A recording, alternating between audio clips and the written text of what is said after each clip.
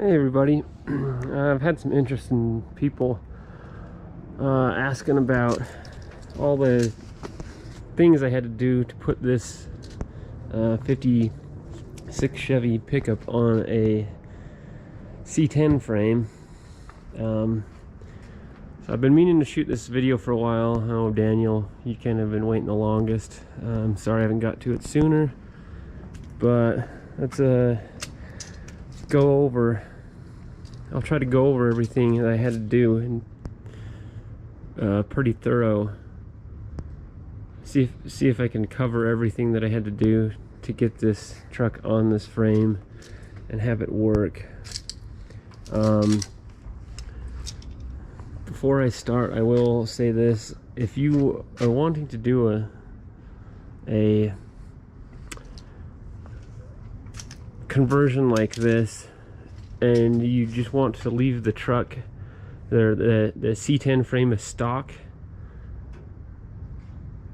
as in like stock springs, stock height that the C10 would be, then it's a pretty good cheap way to, you know, slightly more modernize your 50s pickup.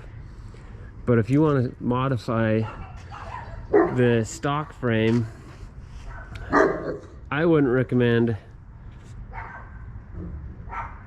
And if you want if you want to lower your C10 frame, I wouldn't recommend putting your 50s truck on a C10 frame. I would just get like a Mustang 2 clip or something for the original frame, because if you want to go low, yeah, I believe it's more cost effective to just use a Mustang 2 clip on the stock frame, because the things I've had to do to get this thing low have made it cost more than it would have to just put a Mustang 2 clip on there at this point. Alright, we'll get started here on what's needed. So this wasn't my first build I've done. The very first build I did was a Ford Falcon, and I didn't document anything all that well. This one I did a lot better job of documenting. So when I first did this, I took both the cabs off both the truck frames and measured everything out. As I was saying, one of the first things I did was take both the cab and bed and front fenders off both trucks. The 56, 57 kind of pieced together from two different trucks, and the 67 frame, and I kind of drew them out on here and measured them out of all the different bed mount points and cab mount points and all that stuff to compare the two frames. Here's the 50s frame. It's a lot more straight. Have all the dimensions kind of recorded there. Dimensions of everything. And if anybody wants these, I'll scan them, and if you really want them, send me like a private message or comment or something, and I'll with an email address, and I can share these specs with people. Because it's good information to have if you're gonna try to do this conversion.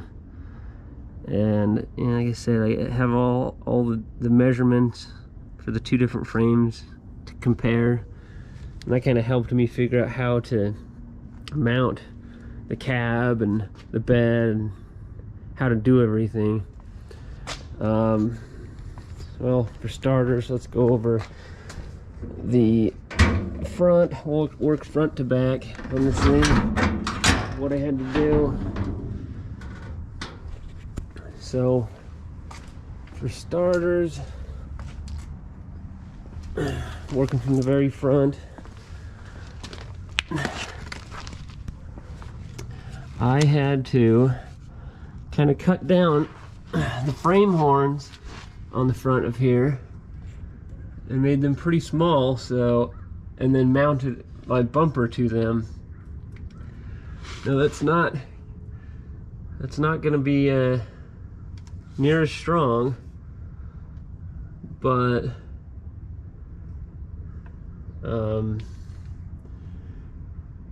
yeah, I didn't know, you know, I did this back when I was in college, and I couldn't really think of a good way to leave the full frame width here, but I just ended up welding a square 2x2 inch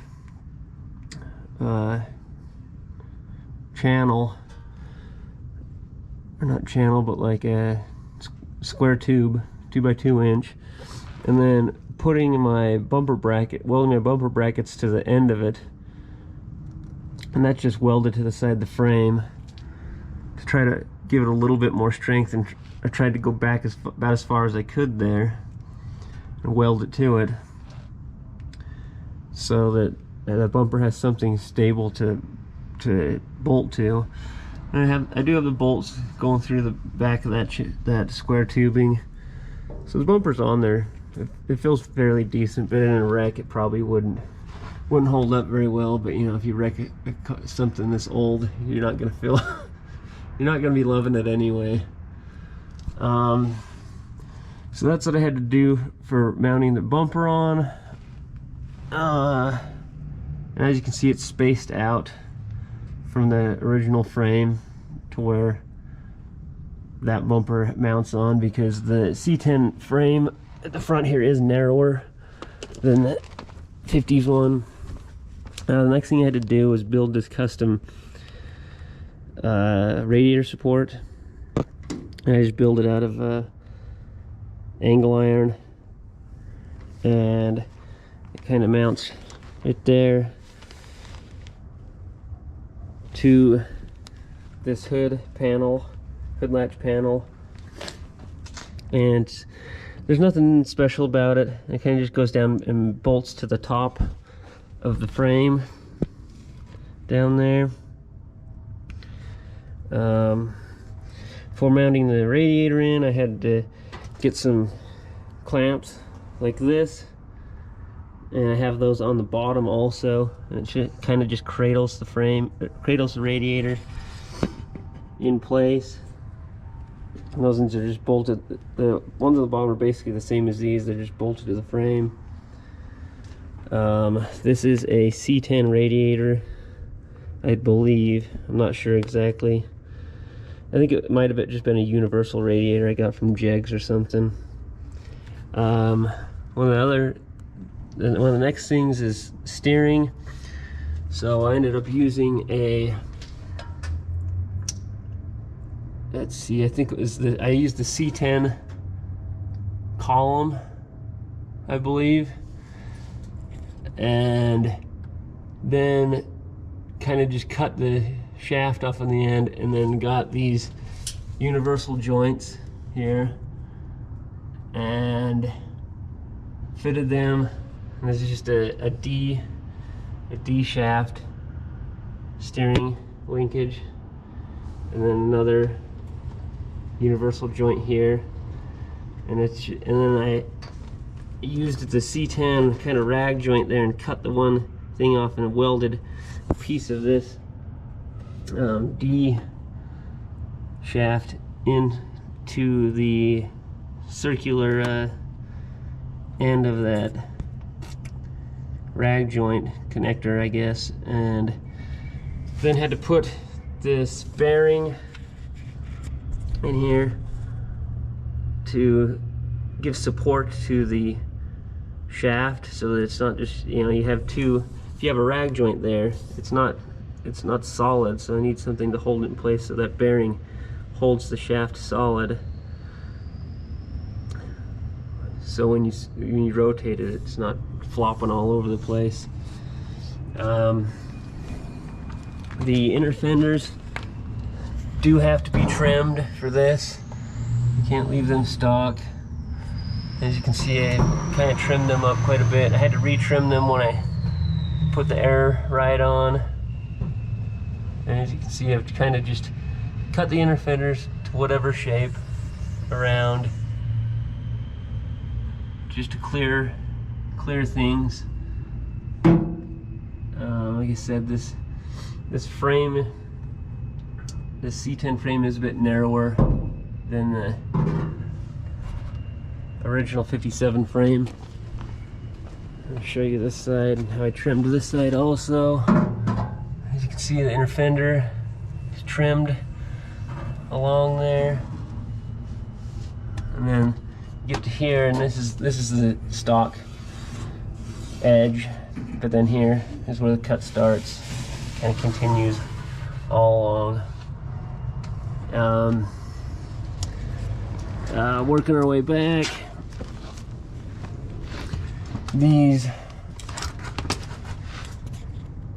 cab mounts are the actual 57 cab mounts. I torched them off of the 57 frame and bolted them, figured out where they need to be placed and bolted them to the C10 frame.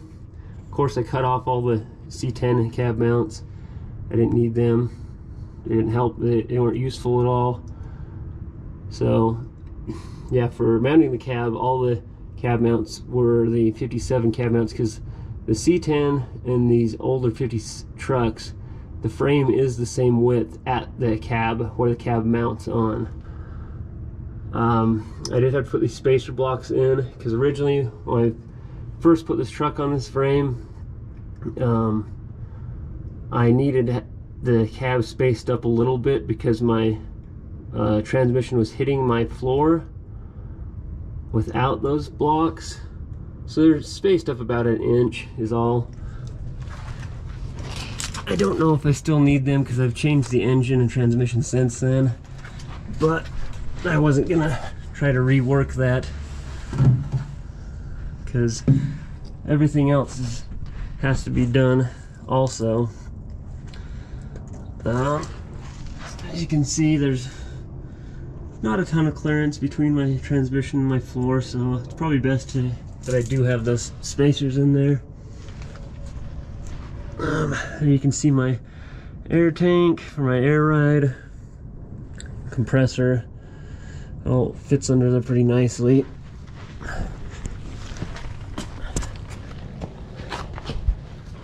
Working our way back more. Here is the rear cab mount. It says off the 57. This is the stock 57 cab mount bolted to this frame. And it does have a spacer also. You can see it there. Then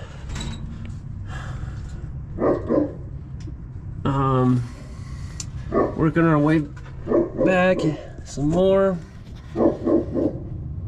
The bed I had to channel actually because the C10 frame kind of goes up over the rear axle. So I don't know if you can see it very well there, but there's the wood floor and there's the original height of the angle where the wood would have been below this before, and I bought new one of these angle irons and then welded them onto the side of the bed up higher. So it's channeled about 2 inches, I would say,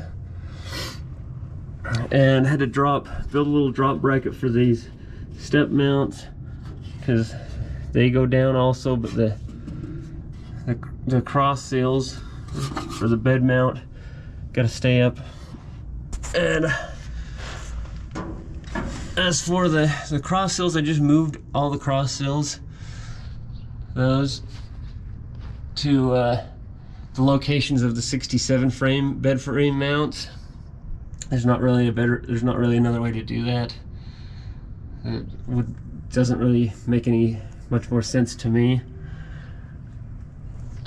So I just kind of moved those so when I did this, I bought 67 bed these angle irons and of the angle mounts welded to the side of the bed and welded them to the 57 bed, but it allowed all the holes for the seal bolts to go through to be in the locations of a 67 bed, so I didn't have to drill any holes in the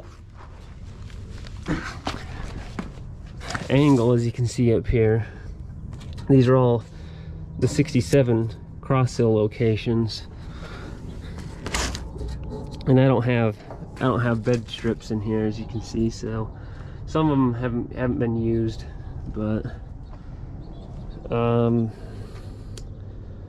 yeah. And then you keep working my way back, and I had to extend with angle iron out here the back, for the very back of the bed mount to go on, because the body of this sits back a little bit further than the 67 does. And then I have a kind of a brace bar here because I just have a rolled pan on this thing.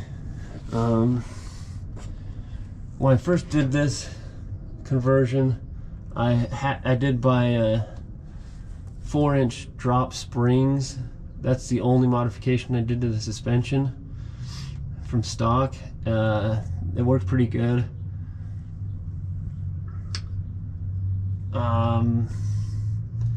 But you know, it did sit higher than before I put air ride on and whatnot, and it wasn't, you know, like I said before, it's pretty cost effective if you plan on keeping this C10 suspension stock.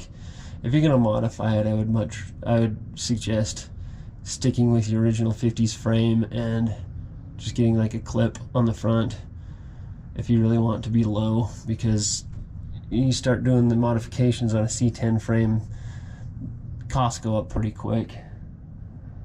I'm trying to think if there's anything else I had to do to get this on here. Now let me show you the inside of the cab, the column mount.